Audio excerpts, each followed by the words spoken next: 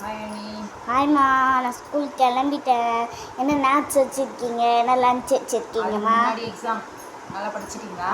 நான் படிச்சிட்டேன். நேற்று தான் தலைவலி எடுத்துது. படிச்சு தலைவலி எடுத்துச்சா?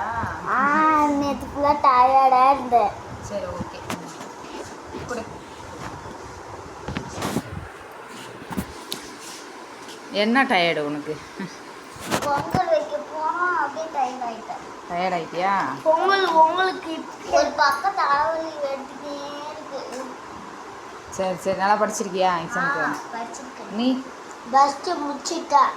நீ படித்து முடிச்சிட்டியா? மூஞ்ச காமி, படித்து மூஞ்ச காமி. அப்படி ஒன்றும் தெரியலையே. போதும் தயவுசெய்து அதை படிக்க சொல்லலை.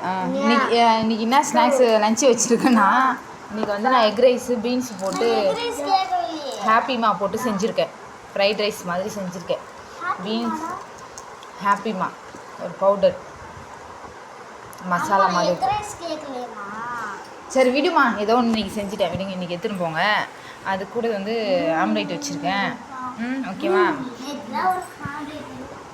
ஆமாம். சரி, என்ன பண்ணுறது? சிப்ஸு வச்சுருக்கேன். அப்புறம் குட் டே பிஸ்கெட் 2 வச்சுருக்கேன். ஓகேவா? அப்புறம் லஞ்சு டவல் மடித்து வச்சுருக்கேன். ஹாட் வாட்டர் எடு, மறந்துட்டேன்.